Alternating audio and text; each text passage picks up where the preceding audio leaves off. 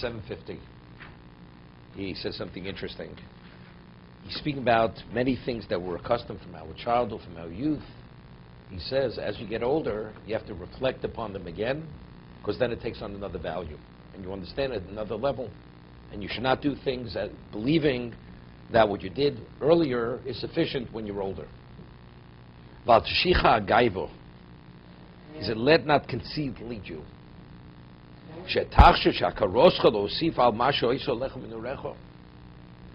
He said, let your conceit not lead you to say that your level of understanding when you were younger was sufficient.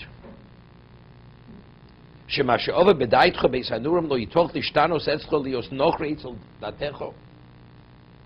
a person says, I was a precocious child. You know, I was able to daven when I was 6 years old. So therefore, I was able to say, okay, the question is what davening is. Is it saying the words? He says, this is part of the seduction of the Yetzer. It wants to weaken you from reflecting and delving into the truthfulness of the subject matter. You know, like a person is young, he thinks he knows it all. Right?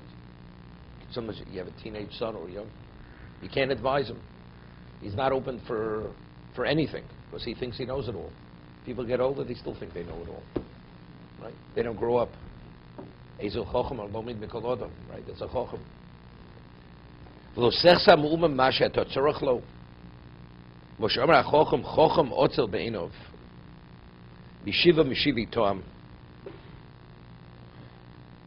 He says, in his own eyes, a lazy man is wiser than 7 who answer with sound advice. Chochem otzel be'enov. Yeshiva Meshiva. V'omar ro'iso ish chochem enov. Tikva l'ksil mimenu. He says, if you saw a person who believed he was wise, he says, the fool has, you have a greater chance with the fool. There's greater hope for the fool. V'omar chochem enov b'rosho. He says, a wise man, his eyes are in his head. What does that mean?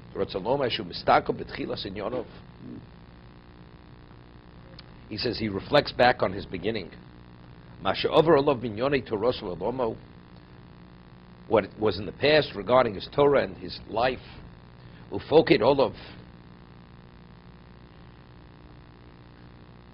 He says he examines them critically. And he understands, he discerns between good and bad relating to his nefesh, his neshama, what he's experienced. Yosef laharsik batov, he tries to strengthen the good in his life, Yoshev min hara, and to do tshuva from the evil. As you get older, you know, sometimes people, they speak in a way where we're not sensitive to many things to other people. As you get older, you realize, you know, a certain type of behavior is unacceptable. It's unacceptable. You know, when you're younger, you feel, you know, that you're ambitious. You justify many things, although it's not appropriate. So sometimes you get older, you reflect back. Sometimes you have to ask forgiveness from many people. It's things you did earlier in your life. Of course, it's maturity. And many things we attribute to immaturity, but maturity sometimes is, you know, you need wisdom. People mature in many other areas, but in what's right and what's wrong, they don't mature in that area. Sometimes you have a person who's arrogant, he's arrogant. You know, when he's a young man, he's arrogant. When he's an old man, he's arrogant. Same person. Never comes to realization of what is appropriate, what's inappropriate. Vaksil misalim mikol say. He says, whatever we're speaking about, the fool, he neglects all this. As if he walks in the darkest part of the night, b'derech harucha, going a great distance, lo yabed el masha over, v'im yachzi ponav lo yizbar elov. Yeah, it's the darkness of night. It's a long trek.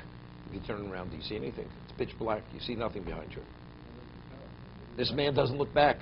It's as if he's walking in the dark, because he is in the dark. So therefore, looking back, he sees nothing.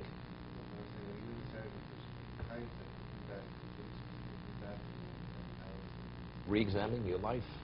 Everything I did until now. You know, when you live in the present, you remember the past. So do you make corrections in the past to go forward into the future? He only sees what's before him. The fool walks in the dark. Right? He doesn't see what he passed. What's before his eyes, maybe he sees. What's behind him, he doesn't see any longer because he's in the dark. He says, I see that wisdom has greater value than foolishness, as light has greater value than darkness. Nothing has changed.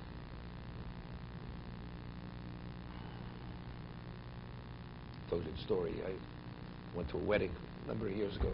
Hadn't seen the person for 25 years, since Yeshiva days. And if you hadn't seen the person in 25 years, even if he was not a good friend, he was an acquaintance, say, what do you say? You greet the person, Shalom Aleichem. This person comes over to me and says, what are you doing here? What's your relevance to this wedding? I say, it's unbelievable. I said, I haven't seen you in 25 years and nothing has changed in 25 years. And that's the way people are. No, nothing has changed in this person's life. His behavior, everything's identical the same. Just 25 years older. The Gemara says, they used to say, what's the difference between, it's Gemara Bava Kama, between an animal that's a year old and 2 years old? 1 year, that's the only difference. It's the same animal. And unfortunately, people, they behave though, and they develop no differently. It's all physical development, material development, but in terms of refinement and quality of person, same person. Nothing changes. But that's the ksil. That's the fool. Or the hedonist, the person who's totally absorbed with himself. That's all that matters. Nothing. I don't even think he didn't get it. Did not get it. Didn't get it. Yeah. There's certain people who have certain behavior in business. The person once had an experience. Years later, he would not do business. And the person doesn't understand why the person won't want to do business with him. What you can explain it to him. Because, again, people's standards, integrity, it doesn't change. So you don't want to do business. You won't have anything to do with that person. People don't understand why, but okay, because it can't be explained. Because if it could be explained, the person would have made the change already. People are not open to any level of criticism or to change in their lives.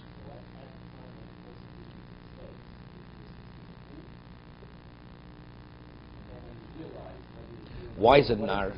It's interesting. If you ever studied Malbim, why is a nar called nar? Right? A nar is a pejorative term. A youth is called a nar. But a fool is also called a nar. A nar is a fool. Right?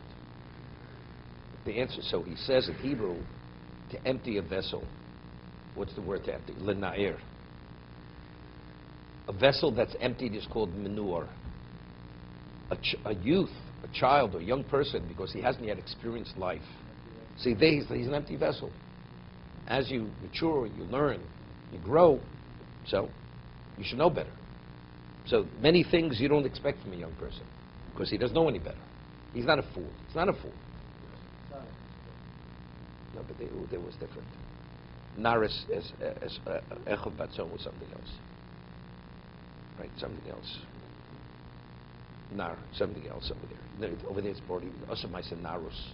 He acted with immaturity over there, because he was focused on his beauty rather than the other things. Okay, but let's say Yitzchak is also called Nar. He's going to the Aked, he's called a Nar. Right? This is the kind of question we used to hear during our sessions in the afternoon. Right? Certain people. They think that a Chacham, and they say Yitzchak is called a Nar when he's 37 years old.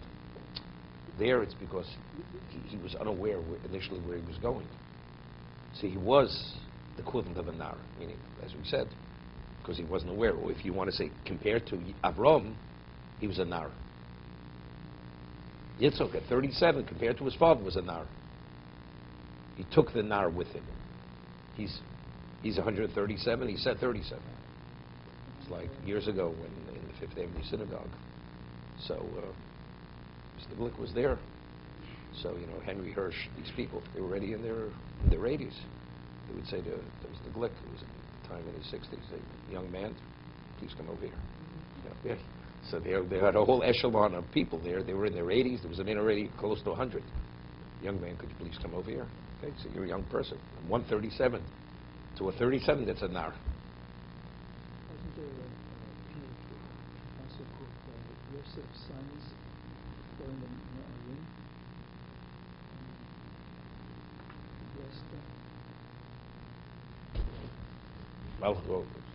Malchus and Korov, Vorches and Orim. Yivorches and Orim. Well, there they were young. Well, we were 17. They were at least 17 years old. They were much more than 17. They must have been. They could have been in their 30s. Yes, one of them already. We say. No, because Yaakov passed away. His children were ready. When the brothers came down, Ephraim and Manasseh were already pretty much, they were the interpreter. One of them was an interpreter already. So let's say he was a teenager.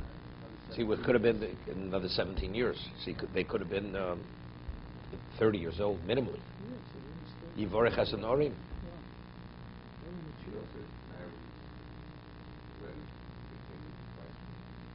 Yeah, but that's not with his children. And you figure out, he said he had children.